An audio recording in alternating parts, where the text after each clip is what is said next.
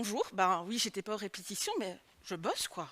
En fait, l'air de rien, comme ça, dans la vie, il y a des gens qui travaillent un peu plus que d'autres, mais c'est pas trop mon cas. Quoique. En fait, moi, je suis Magali Van de Meulebroek, je suis assistante sociale de formation, et depuis 11 ans, je travaille au planning familial de Dorghem. Moi, je travaille principalement avec des adolescents, quand je vais dans leur classe, quand je vais faire ce qu'on appelle de l'EVRAS. Alors, je ne sais pas si vous savez ce que c'est de l'EVRAS. On appelle ça de l'éducation à la vie relationnelle, affective et sexuelle. En gros, je vais dans des classes pour parler de sexualité. Bah oui. Aussi de relations affectives, c'est quoi l'amour, c'est quoi l'amitié. Mais très souvent, on parle de sexualité. Alors, je travaille principalement avec des élèves de 6e primaire. Je vais traduire parce que ce n'est pas la même chose à l'école européenne. Donc, les élèves de 6e primaire, ce sont des élèves qui ont à peu près entre 10 et 12 ans. En 2e secondaire, ils ont entre 13 et 14 ans. 5e secondaire, 16-19 ans. Oui, parce que c'est un peu plus long, parce qu'en 5e secondaire, ils ratent un peu plus souvent, donc on les voit un peu plus souvent. Donc, du début de l'adolescence jusqu'à la presque fin de l'adolescence. Il y en a même certains que j'ai vus en 6e primaire, 2e secondaire et 5e secondaire. Je les ai vus devenir des jeunes gens. Et puis même certains, je les ai aidés un peu à s'affirmer, à construire quelque chose dans leur vie, à répondre à leurs questionnements. Alors, j'ai mes feuilles parce que je n'ai pas toujours tout. Alors oui, adolescence rime généralement avec le début de la sexualité, ou des questionnements par rapport à la sexualité. Vous êtes d'accord? Moi, quand j'ai ça dans les classes, généralement, les élèves, les jeunes, les adolescents me disent « Ah ben oui, mesdames, tu sais, quand ça chatouille là dans le bas du ventre, ou quand dans ma tête, j'ai qu'une seule envie, c'est d'engueuler mes parents dès que je les vois. » Ou, un peu mieux, tu sais, quand je vois ce garçon-là qui passe dans la rue, tu sais, Justin Bieber. Ok, on est d'accord, Justin Bieber, actuellement, c'est plus ça, mais avant, il était quand même canon. Alors quoi? Être adolescent aujourd'hui, c'est forcément dire qu'on est un être sexuel, qu'on a une sexualité, que ce soit individuellement, en couple, voire plus. Si on en croit Kate Julian, qui est une journaliste, qui a fait une enquête pour The Atlantic en 2019, eh ben, les adolescents ont une vie sexuelle de moins en moins importante. Par exemple, elle note un recul des maternités précoces. Alors, certains diront, c'est sympa, c'est bien, sauf si ce n'était pas le symptôme de la non-sexualité des gens. Elle note aussi un recul de l'âge moyen des premiers rapports sexuels. Sachez qu'en 2018, aux Pays-Bas, cet âge était de 18 ans et 6 mois. Alors, un truc qui vous allez dire, on s'en fout, ça ne nous regarde pas, mais aussi un recul du nombre de rapports sexuels dans les couples des femmes de moins de 50 ans. Pardon, des femmes au foyer de moins de 50 ans. En 2001, par exemple, en Grande-Bretagne, on pouvait dire que mensuellement, les couples avaient 6 rapports sexuels par mois. En 2012, ce chiffre était inférieur à 5. Effet isolé, quelque chose? Non. Il y a des enquêtes qui ont été aussi faites en Australie, et là on a remarqué que les rapports sexuels descendaient également, ainsi qu'en Finlande. Alors, c'est marrant, moi, quand je vais dans des classes, je parle souvent de la virginité. On développe un peu ce thème-là. Et des rapports sexuels. Et quand je demande, à partir de quel âge vous perdez votre virginité? Dans les classes, il y a toujours un grand conciliabule. Ouais, alors aujourd'hui, 13, 14 ans. Ah mais non, t'es con, toi. C'est 16, 17 ans. Mais non. Alors, il y a 15 jours, dans une classe, ils ont fait des calculs savants et sont arrivés à l'âge de 15 ans. Rappelez-vous qu'on a fait des calculs scientifiques et c'était 18 ans et 4 mois. Donc, d'où vient cette différence de perception? Mais en fait, c'est quoi être actif sexuellement? C'est quoi la sexualité? Ou, autrement dit, à partir de quand on peut dire qu'on est plus vierge ou puceau? Alors, toujours dans cette même classe, imaginez, 5e secondaire, ils sont une dizaine, des filles et des garçons mélangés. Mais tu sais bien! Ouais, mais si je pose la question, c'est que je sais pas. C'est qu'on fait l'acte. L'acte, c'est-à-dire, c'est quand la fille elle est pénétrée par le mec, quoi. Quand elle perd son hymen. Ok. Mais c'est quoi un hymen? Alors là, généralement, dans la classe, il y en a toujours un qui est le prof de bio. et qui me sort la définition, ou qui croit être la bonne définition. Mais tu sais bien, c'est la petite peau à l'entrée du vagin. Tu sais, celle qui saigne quand la fille fait la première fois ses rapports sexuels. Ok, mais c'est quoi un hymen? Alors là, ils me regardent tous en me disant, qu'est-ce qu'elle nous veut? Ben, les gars, petit secret, l'embryonnaire? L'embryonnaire. Bah oui, en fait, l'hymen, c'est rien d'autre qu'un déchet embryonnaire. Ça ne sert à rien. Ah ouais, mais ça prouve quand même la virginité de la fille. Attendez. Imaginez, juste un petit instant, une gymnaste de 8 ans qui est sur une barre et qui fait des sauts. Premier saut, elle arrive, deuxième saut, elle se plante et elle se prend la barre en plein dans les jambes. Ah oui, ah oui, ah oui, je vois des grimaces, ça fait mal. Et là, le vagin, complètement explosé, l'hymen disparu. Alors, est-elle encore vierge? Plus vierge? Bah oui, à 8 ans, elle est encore vierge. Ouais. Là, ils sont tous d'accord. Tiens, parlons un peu des lesbiennes. Bah quoi, les lesbiennes? Mais attendez, les gars, si je vous écoute bien, quand elles ont des rapports, ou en toute logique selon vous, c'est pas des rapports sexuels parce qu'il n'y a pas de pénétration vaginale, est-ce qu'elles sont encore vierges ou pas? Ouais, mais là, t'exagères.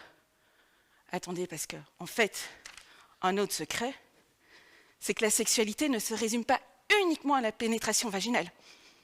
Et tant que je suis là, moi j'ai envie de vous dire, à bas la notion de préliminaire. C'est quand même terrible ce mot-là. Est-ce que vous avez déjà pensé? Ça hiérarchise les rapports sexuels. Non, pire. Ça sous-tend que seule la pénétration vaginale est importante.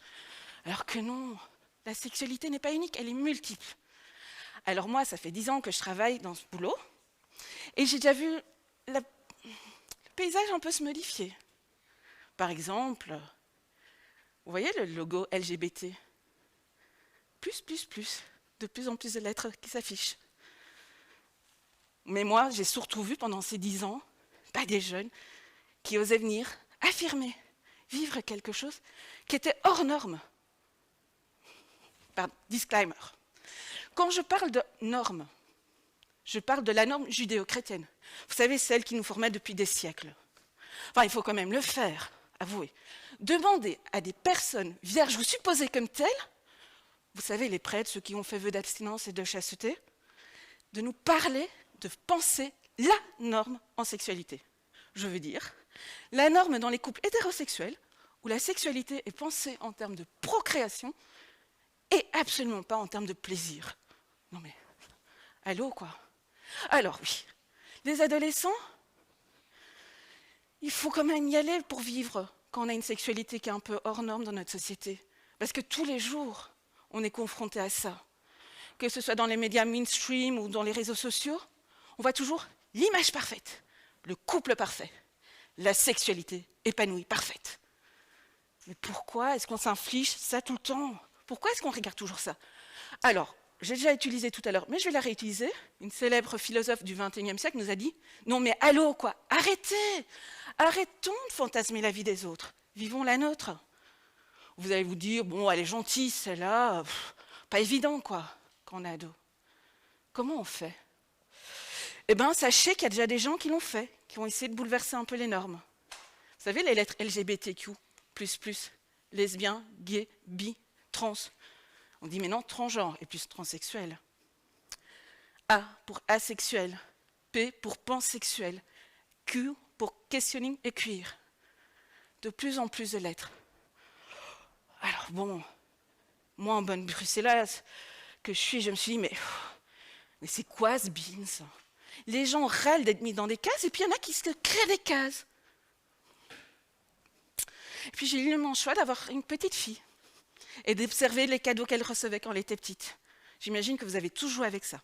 Vous voyez la tortue, celle où il faut emboîter dedans les ronds dans les ronds, les carrés dans les carrés, et surtout ne pas forcer les ronds pour rentrer dans les carrés. Parce que depuis tout petit, on apprend à catégoriser les choses, à catégoriser les gens. Compliqué pour moi. Mais alors, l'exemple le plus frappant, c'est quand j'étais enceinte, les gens nous demandaient « Mais vous allez l'appeler comment ?» Et alors, à chaque fois qu'avec mon compagnon, on donnait un prénom, et jamais le bon, vous allez comprendre pourquoi, Les gens, ils avaient tous une idée. Ah ben non, la pauvre, tu vas pas lui faire ça, c'est que ce sont que des connasses. Ah ouais, cool, elles sont super intelligentes. Hein? Elle est même pas encore née, que vous la mettez déjà dans une catégorie. Alors vous imaginez bien, les personnes, on pense tous à la sexualité des autres, c'est tellement plus facile. Alors pourquoi se créer des catégories? Pourquoi se créer des lettres supplémentaires après LGBT? Ben, c'est surtout pour exister, pour se revendiquer, pour s'affirmer. Parce que si elle est criée, c'est plus tabou, c'est plus pervers, et surtout ça existe. Alors, je vois toujours ce paysage qui change et de plus en plus de jeunes qui osent venir ici à Bruxelles. Au Dorgam, je ne peux pas parler d'ailleurs, parce que je ne suis pas sûre que ce soit pareil ailleurs. Mais des jeunes qui osent venir dans les plannings familiaux, venir voir des travailleurs, aller voir les médecins des plannings, parce que c'est important. Vous savez, tout le monde doit aller voir un médecin. Ce n'est pas parce que vous êtes une femme et que vous avez des rapports sexuels avec une femme que vous n'avez aucun risque de vous choper des IST, que du contraire. Ben, certains médecins vous diront que non, ben non, il n'y a pas de pénétration vaginale. Comment on peut avoir une IST? Donc, c'est important. Et puis, des fois, on nous parle un peu de prévention. Je vais vous sortir un peu mon sac magique. On nous dit, bah oui, c'est important de vous protéger. Mais, bon, vous savez ce que c'est? Ouais? Ah ben, bon, j'en étais certaine. Ça, c'est un préservatif interne. Ça, c'est que vous mettez avant d'aller à votre rendez-vous, comme ça vous êtes sûr d'être protégé. C'est pour les filles ou pour les garçons, d'où la notion d'interne. Mais les digues dentaires, vous croyez qu'on trouve ça souvent? Non. Alors généralement, on ne sait pas comment on fait. Alors bon, moi j'ai toujours une petite boîte magique sur moi. C'est jamais pratique. Bon, d'accord, quand vous allez en boîte de nuit, vous n'avez jamais une paire de ciseaux sur vous. Je suis d'accord. Ou si vous avez une paire de ciseaux sur vous, je plains vos partenaires. Mais bon. Alors, les préservatifs, c'est vachement plus simple pour retrouver. Donc, je vous rappelle, on ouvre les préservatifs sur les côtés dentelés, on ne les ouvre pas par là, on ne prend pas les dents, on fait attention. Si on a des ongles trop longs, on fait gaffe. On découpe le préservatif, et quand on est une fille ou un mec et qu'on a envie de faire une gâterie à sa partenaire, qu'on ne connaît pas, on prend ses ciseaux. Alors ça glisse, mais c'est pas grave. Alors oui, ça déconseille, on ne fait pas ça un préservatif si on veut l'utiliser sur un pénis. On prend, on remet les ciseaux de côté, très loin, et on utilise la disjoncteur quand on veut faire un petit plaisir à sa partenaire. Ah oui, je vois des regards interrogatifs. Alors oui, c'est pas très sexe, je le conviens, mais si ça peut vous protéger des IST, c'est pas mal. Parce que vous chopez une chlamydia dans la gorge, pas top. Ah oui, en même temps, quand vous allez venir au planning familial ou chez un autre médecin, on ne va pas vous juger. C'est pas parce que vous avez eu plusieurs partenaires sexuels que c'est à cause de ça que vous vous êtes chopé une gonorrhée ou une chlamydia. C'est juste parce que vous n'avez pas mis de préservatif. Donc les gars, on en a à distribution, prenez-les. Alors des fois, je vais aussi en prévention dans les écoles. Et des fois, c'est cool parce que je vois des élèves qui peuvent être un peu rassurés. Parce que moi, je suis fan de statistiques. Vous avez pu le remarquer, mes collègues vous le confirmeront. Mais les statistiques, des fois, ça a du bon. Par exemple, ça concerne beaucoup les mecs. Quand je parle de la taille moyenne du pénis, parce que c'est toujours un fantasme chez les mecs. Ouais, la mienne, elle fait 20 cm. Non, la mienne, 22 cm. Alors, les gars, cool. La taille moyenne du pénis en érection en Belgique est de 14,4 cm. La circonférence est de 13,2 cm. Soit à peu près un diamètre de 4 cm. Alors, quand on sait qu'un vagin, la taille moyenne d'un vagin est de 14 cm ou du rectum de 15 cm, franchement, les 1% de la population dont le pénis est de plus de 20 cm, j'ai envie de vous dire, vous avez quelques centimètres en trop. Mais dans le fond, vraiment, est-ce qu'il n'y a que les adolescents qui se posent des questions sur leur sexualité?